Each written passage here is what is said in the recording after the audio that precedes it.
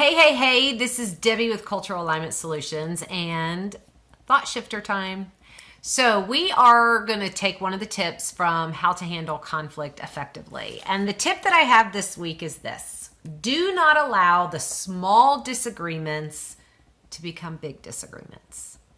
When we choose to not say something, or we choose to withhold, or we don't want to hurt anybody's feelings, or I ain't talking to them, someone's much stronger than we are, and we just choose to let it pass, a lot of times small disagreements are going to explode and become big disagreements.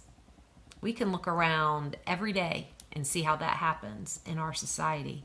So the thought shifter for you is, how do you nip it in the bud and don't let the small things that can actually be really easy, powerful conversations become big things that take big conversations and big decisions.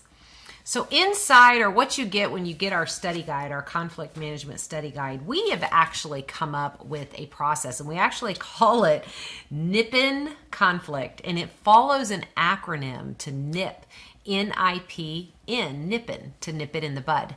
I just want to give those to you right off the bat. On the worksheet, we actually give you examples, all types of questions, how to smoothly move from stage to stage, especially if you're a leader creating a conversation. How do I do the provoking questions? How do I create solution questions?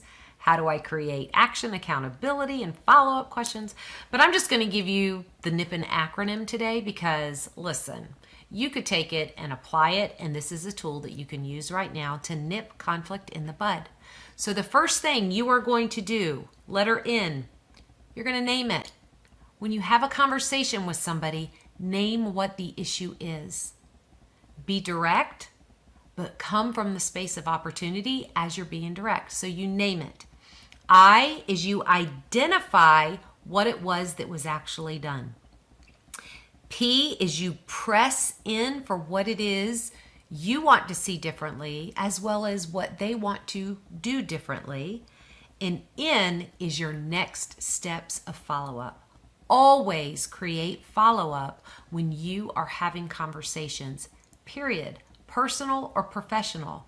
A lot of times we miss the opportunities of getting things done, or getting resolve, or getting back and looking and accomplishing those goals that actually create conflict in the workplace, because we miss one of the most important parts we as a leader actually drive, and that is follow-up. What does follow-up look like? If you're not following up as a leader, guess what? Your team doesn't have to.